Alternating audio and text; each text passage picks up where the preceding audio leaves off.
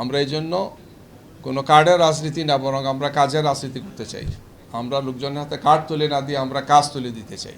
এই সব দাবি দাওয়ার সাথে যদি একটি জিনিস না থাকে, সেটি হচ্ছে যদি আমাদের মূল্যবোধ এবং নৈতিকতা, আমাদের মোরাল ভ্যালুস এবং আমাদের কমিটমেন্ট না থাকে, তাইলে ক্ষমতায় গিয়ে শুধু ক্ষমতায় থাকারই মহড়া করবো, আর কিছু করা হবে না।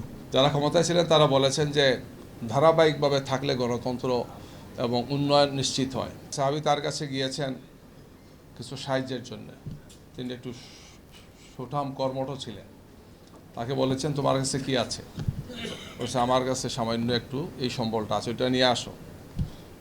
ওইটার বিনিময়ে তার হাতে একটা কুঠার তুলে দিলেন, কোড়াল, এবং বললেন তুমি কাঠ কেটে খাও।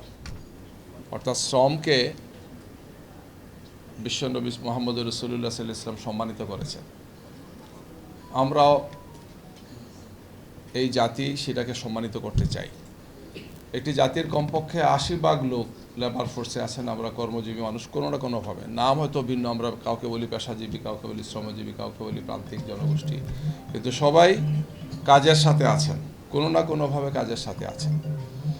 আমাদের এগিয়ে যাওয়ার ক্ষেত্রে এই শ্রমজীবী মেহনতি মানুষকে, তাদের অধিকারকে নিশ্চিত করা, তাদের জন্য আমাদের দায়িত্ব পালন করা, ইনভেস্ট করার মধ্যে আমাদের কল্যাণ। কিন্তু কাজটা তো আমরা করি না। ক্ষমতায় যাওয়ার সিঁড়ি হিসেবে ব্যবহার করা হয়, ক্ষমতায় গেলে আমরা তাদেরকে ভুলে যাই। কি বিভিন্ন ধরনের শ্রমজীবী মানুষ যারা আছেন, শুধু গার্মেন্টসও নয়, যেমন যেমন চা বাগানে যারা আছেন সাপোজ, এদের ব্যাপারে আমরা কেউ খোঁজখবর রাখি না। প্রান্তিক ধর্মী এই ধরনের বিপুল সংখ্যক মানুষ আছেন। তো এই সবগুলো বিষয়কে সামনে রেখেই একটা জাতিকে তার পলিসি ঠিক করা লাগবে। এবং আমাদের পলিসি নির্ধারণের ক্ষেত্রে যদি টপ 3টা থাকে, তার মধ্যে এটি হবে একটি, যে শ্রমিকদের জন্য আমাদের পলিসি এবং সেটাকে ইমপ্লিমেন্ট করা, তার প্রায়োগিক দিককে নিশ্চিত করা। আজকে যে প্রস্তাবগুলো দিয়েছেন আমরা সবাই দেখেছি, আমি একটু পড়েছি, আগে আমি পেয়েছিলাম, একটু চোখ বুলিয়েছিলাম, আজকে আবার চোখ বুলালাম। সব কথাই এখানে আছে, কিন্তু এটাকে কে বাস্তবায়ন করবে, কারা করবে? এই সব দাবি দাওয়ার সাথে যদি একটি জিনিস না থাকে, সেটি হচ্ছে যদি আমাদের মূল্যবোধ এবং নৈতিকতা, আমাদের মোরাল ভ্যালুস এবং আমাদের কমিটমেন্ট না থাকে, তাইলে ক্ষমতায় গিয়ে শুধু ক্ষমতায় থাকারই মহড়া করবো, আর কিছু করা হবে না, যেটি গত 16 বছর আমরা দেখেছি। যারা ক্ষমতায় ছিলেন তারা বলেছেন যে ধারাবাহিকভাবে থাকলে গণতন্ত্র এবং উন্নয়ন নিশ্চিত হয়। গণতন্ত্র আমরা কী পেয়েছি, উন্নয়ন কী পেয়েছি, সেটি সবার কাছে স্পষ্ট। সুতরাং এর চেয়ে বড় কথা হচ্ছে আমাদের কমিটমেন্ট, আমাদের প্রতিশ্রুতি, আমাদের ব্যক্তি এবং দল হিসাবে আমরা যে কথাগুলো বলি মনে প্রাণে বিশ্বাস করি কিনা, এবং সেটাকে বাস্তবায়নের জন্য আমাদের সেই সামর্থ্য আছে কিনা। ঘরে ঘরে চাকরি আর 10 টাকা দামের চাল খাওয়ার প্রতিশ্রুতি দিয়ে শেষ পর্যন্ত আমরা কী পেয়েছি এটা দেখতে পাচ্ছি। আমরা এই জন্য কোনো কার্ডের রাজনীতি না, বরং আমরা কাজের রাজনীতি করতে চাই। আমরা লোকজনের হাতে কার্ড তুলে না দিয়ে আমরা কাজ তুলে দিতে চাই। আমরা তাদেরকে দয়া দক্ষিণার জন্য কিছু টাকা দিতে চাই না, বরং তাদেরকে আমরা দক্ষ করতে চাই।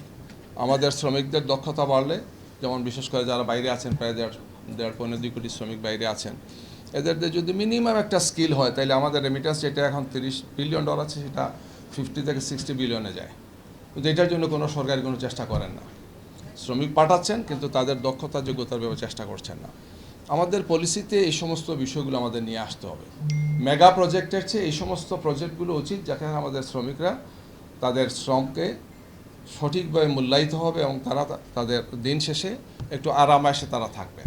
খুব বড় স্বপ্ন তারা দেখেন না, যতটুকু তারা কাজ করতে পারেন সেটার সক্ষমতা যাতে আরও বৃদ্ধি পায়, এবং তারা যাতে দেশ এবং জাতির জন্য বাস্তবিক অর্থে একটি সুষ্ঠু সুন্দর বাংলাদেশ তারা করতে পারেন। আমরা আমাদের ম্যানিফেস্টোতে এই কথাগুলো, যে কথাগুলো এখানে আসছে, সেগুলো আমরা নিয়ে আসছি। আমরা খুব সংক্ষিপ্ত পরিসরে ম্যানিফেস্টোর একটা অংশ দেব, আর একটু বড় আকারে আরেকটা দেব, সেখানে ডিটেলস সব কিছু সেখানে থাকবে গিয়ে। আমরা ইতিমধ্যেই বাংলাদেশের মানুষকে আহ্বান জানিয়েছিলাম যে আমাদের ম্যানিফেস্টো তৈরির ক্ষেত্রে আপনারা পরামর্শ দেন। জনগণের বা জনতার ম্যানিফেস্টোর নাম দিয়ে আমরা দিয়েছিলাম। প্রায় 35,000-এর মতো ভাই এবং বোনেরা সেই বিভিন্ন প্রস্তাবগুলো দিয়েছেন, রিটেন দিয়েছেন, অডিও দিয়েছেন, ভিডিও হিসেবে দিয়েছেন। আমরা সেগুলো আমাদের আর্কাইভসে রেখেছি এবং এর আলোকে আমাদের ম্যানিফেস্টোটাকে আমরা সাজিয়েছি। আমরা এই কথাটি বলতে চাই যে আমাদের সামর্থ্যের সর্বোচ্চ দিয়ে আমরা চেষ্টা করব। আমরা এমন কোনো প্রতিশ্রুতি দেব না যে প্রতিশ্রুতি আমরা বাস্তবায়ন করতে পারবো না। আসুন আমরা সবাই মিলে একটি সুন্দর বাংলাদেশ গড়ার জন্য চেষ্টা করি, যে বাংলাদেশ ক্ষুধামুক্ত, দারিদ্র্যমুক্ত, সন্ত্রাস মুক্ত হবে, গুম এবং আয়নাঘর মুক্ত একটি বাংলাদেশ হবে, একটি নিরাপদ এবং মানবিক বাংলাদেশ হবে ইনশাআল্লাহ। সেই বাংলাদেশ গড়ার জন্য আমাদের শ্রমিক বন্ধুদের অবদান সবসময় বেশি ছিল, এখনও আছে, ভবিষ্যতে সেটা থাকবে। আমরা এটার প্রতি সম্মান এবং মর্যাদা রেখে সেই বাংলাদেশটা আমরা করতে চাই।